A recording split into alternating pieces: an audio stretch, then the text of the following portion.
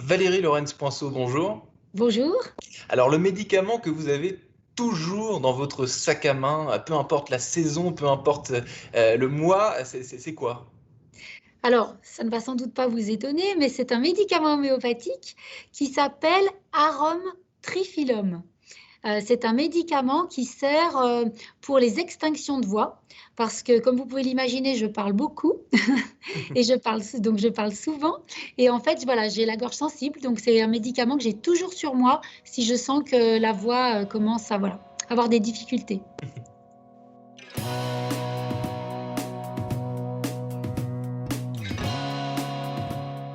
Bonjour à tous et bienvenue au Talk Décideur du Figaro. Aujourd'hui en visio sur votre écran et sur le mien, vous pouvez rencontrer Valérie Lorenz-Poinceau qui est DG des laboratoires Boiron. Vous avez commencé votre carrière au début des années 90 chez Publicis où vous étiez chef de pub à l'époque. Et ensuite vous entrez dans l'univers professionnel qui est toujours le vôtre aujourd'hui. Est-ce que c'était un choix à l'époque ou complètement le hasard au tout départ quand vous quittez Publicis? Ah, quand j'ai quitté Publicis, eh bien écoutez, quand j'ai quitté Publicis, déjà c'était avec un grand regret parce que j'adorais et j'adore toujours la publicité. Et en fait, j'ai été embauchée par un de mes clients qui était le laboratoire Fournier. Voilà. Et donc, la santé faisait déjà partie depuis mon enfance de mes intérêts. Il y avait la publicité, la santé. J'hésitais entre faire une école de commerce ou faire kiné, pour vous dire. Donc, voilà. Et j'ai choisi l'école de commerce. Donc, voilà. Donc, c'était pas totalement un hasard. Tout ça a été assez cohérent. Vous êtes chez Boiron, donc aujourd'hui depuis 20 ans, à côté de Lyon. Là, vous nous disiez à l'instant en off que vous étiez dans votre bureau à côté de Lyon. Depuis 20 ans chez Boiron et donc à des postes de direction depuis plus de 10 ans maintenant. Est-ce que dans ces métiers-là, on est plus fidèle à son employeur que dans d'autres secteurs? Parce que 20 ans, c'est quand même beaucoup. À une époque où on parle beaucoup de collaborateurs qui sont beaucoup plus volages, qui changent de société, etc. 20 ans, ça commence à faire, quoi. Alors, je pense pas que ça dépende du secteur et encore que parce que je pense qu'il y a d'autres secteurs où j'aurais pu très bien rester 20 ans. Il est vrai que dans notre entreprise, les personnes restent très longtemps. Pourquoi? Parce que la raison d'être de Boiron, qui est de soigner, que ce soit les hommes, les femmes, mais aussi les animaux, et puis pourquoi demain pas les végétaux, est une raison d'être qui porte en fait, qui vous porte. C'est de soigner en toute sécurité.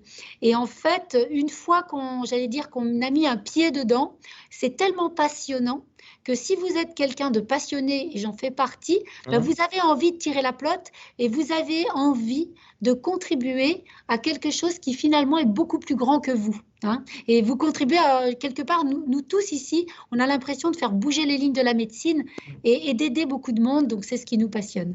Vous avez envie j'emploie votre expression, de tirer la pelote parce qu'on a aussi, dans une certaine mesure, on vous a laissé tirer cette pelote. Est-ce que c'est quelque chose qui est fréquent dans les laboratoires Boiron de laisser grimper? Parce que j'ai vu sur votre CV, vous avez tout de même changé de job plusieurs fois.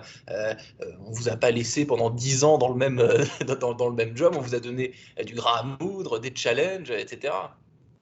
Alors oui, alors Monsieur Christian Boiron voilà, qui a dirigé l'entreprise pendant une cinquantaine d'années, Thierry Boiron aussi, qui l'a dirigé aussi pendant plusieurs années, avait cet état d'esprit. Et moi, j'ai complètement cet état d'esprit aussi. Hein, donc, je suis parfaitement dans leur lignée. Je pense que c'est important de laisser la possibilité aux personnes de changer, j'allais dire, de changer de pièce, de changer de métier, d'évoluer. Alors, parfois, vous avez des personnes qui ont envie d'évoluer, qui se manifestent. Parfois, vous en avez qui ne se manifestent pas. Il faut aller chercher les personnes qui peuvent changer de service ou qui peuvent changer de métier. En ce qui me concerne, j'ai eu cette chance aussi déjà de vraiment adorer mon métier, adorer l'homéopathie, adorer cette mission que nous avons au sein des laboratoires. Et c'est ce qui m'a fait rester aussi. Et c'est ce qui m'a donné envie d'avoir non pas uniquement du pouvoir d'influence, parce que Christian Moron me l'a toujours dit, tu as un fort pouvoir d'influence, mais à un certain moment, il faut avoir du pouvoir tout court pour pouvoir faire bouger les lignes. Voilà, donc c'est comme ça finalement que j'ai avancé dans ma carrière. Et puis grâce vraiment à mes collaborateurs et puis grâce aussi à Christian Boiron. Faire bouger les lignes, justement, donc en 20 ans, donc je l'ai dit tout à l'heure, chez Boiron, le regard sur l'homéopathie, comment est-ce qu'il a changé et en quoi ces lignes ont bougé maintenant qu'on a 20 ans? C'est une période où on peut prendre un peu de recul et voir avec précision ce qui s'est passé. Mais écoutez, quand je suis entrée dans l'entreprise, je connaissais l'homéopathie qu'en tant que patiente et en tant que maman, parce que je suis maman de 3 enfants, et c'est vrai que ça m'a un peu sauvé la vie parfois de connaître l'homéopathie, pour des raisons très, très personnelles. Mes enfants sont allergiques à certains produits, etc. Et donc, ça m'a aidée à titre personnel. Donc, je connaissais, mais sans plus. Et si vous voulez, je découvre et j'ai découvert une thérapeutique qui était vraiment très pertinente, très intéressante. Et plus j'avançais dans ma carrière, plus je me rendais compte de l'utilité d'avoir dans son sac ou dans son armoire à pharmacie de l'homéopathie ou de connaître des homéopathes, sans bien sûr me défaire d'autres types de thérapeutiques. Voilà, pour moi, il faut de tout. Et donc, si je peux résumer, dans ma carrière, plus j'avance, plus je me rends compte des bénéfices à connaître l'homéopathie. Et c'est ça, finalement, qui vous motive au quotidien. Alors sur l'homéopathie en règle générale, donc vous c'est donc 20 ans chez Boiron, l'homéopathie c'est un zéro de plus puisque c'est une médecine qui a un peu plus de 200 ans, qui suscite beaucoup d'interrogations, beaucoup d'idées reçues aussi. Tout cela mène au sujet d'actualité justement sur le déremboursement de l'homéopathie. On imagine bien le fond de votre pensée là-dessus, évidemment, et votre avis pour ou contre. Mais qu'est-ce que ça révèle de notre société, selon vous, plus profondément? Qu'est-ce que ça veut dire, cette affaire? Alors, j'observe qu'on est dans un moment, j'ai pas envie de dire dans un monde, mais dans un moment sans trop de nuances. Vous voyez, il y a les pour, il y a les contre, il y a Ouais. les anti, il y a les pros, il y a le noir, il y a le blanc. Non, le monde est couleur. Donc, et en plus, c'est d'actualité. Enfin, très récemment, voilà, je pense on est, au contraire, on a besoin de diversité. Et plus on a besoin de diversité, de richesse, finalement, plus il y a des opposants à ce besoin de diversité. Là, c'est pareil. On est dans un moment où on n'a jamais eu autant besoin de sécurité et où les patients revendiquent de la naturalité. Donc, on est complètement dans les besoins actuels. Et en même temps, on a une forte adversité. Voilà, donc c'est ça que ça me montre, mais j'allais dire, l'entreprise, tout comme l'homéopathie, est très résiliente. L'homéopathie est résiliente depuis son origine. Mes équipes sont formidables de résilience. Donc j'allais dire, bon, si toutefois demain ce déremboursement s'opère, voilà, on va rebondir, on va faire des choses. Toutes mes équipes ont préparé ce scénario. Voilà, donc, mais en tout cas, ça révèle qu'il y a des oppositions dans tous les domaines et que l'homéopathie en fait partie. Valérie Lorenz Poinceau, vous êtes également présidente de l'International Women's Forum dans la région Rhône-Alpes, donc à côté de Lyon. Les carrières des... Auvergne-Rhône-Alpes. Absolument. Euh, Auvergne-Rhône-Alpes. les carrières des femmes, que ce soit dans votre secteur d'activité, dans l'absolu, aujourd'hui, ça vous inspire quoi? Est-ce que là aussi, vous avez du recul? Vous pouvez me dire ce qui change depuis 10, 20 ans? Est-ce que tout va dans les bons signaux, selon vous? Alors, il y a des choses qui avancent, et j'ai envie de dire grâce à certaines lois. Moi, j'ai beaucoup étudié les lois depuis Olympe de Gouges jusqu'à aujourd'hui, et ça s'est accéléré. La dernière loi majeure est la loi Copé-Zimmermann. Donc, j'allais dire, il faut bien ces lois, il faut bien toutes ces lois pour que la femme puisse avoir accès à un carnet de chèques, au droit de vote, et aussi à des postes au sein de conseils d'administration. J'allais dire, malheureusement, il faut en passer par là.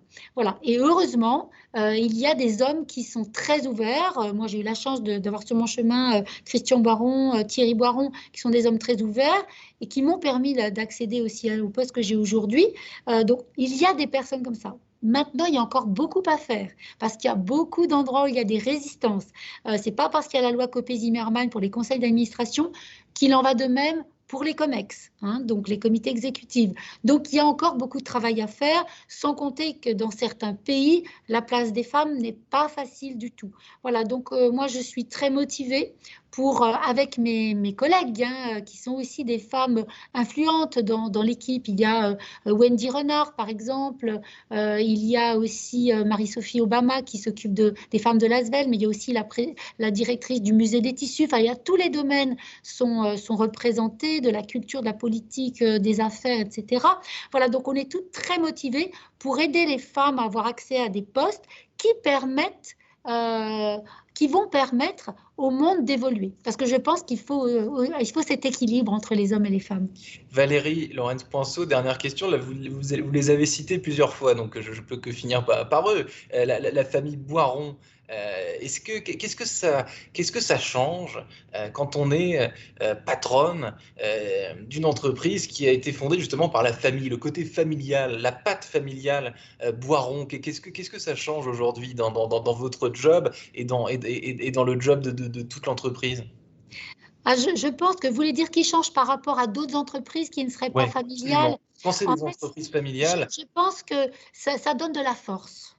Ça donne de la force parce qu'on est tous unis. On est tous unis et on regarde tous dans la même direction, tous les membres de la famille, hein, parce que maintenant la gouvernance est un peu plus, il y a plus de personnes, il y a les enfants, et demain il y aura les petits-enfants, et on regarde tous dans la même direction, et pour œuvrer pour une médecine plus humaine, plus respectueuse, plus durable. Avec l'homéopathie bien sûr, mais aussi avec d'autres thérapeutiques qui peuvent entrer aussi dans ces critères.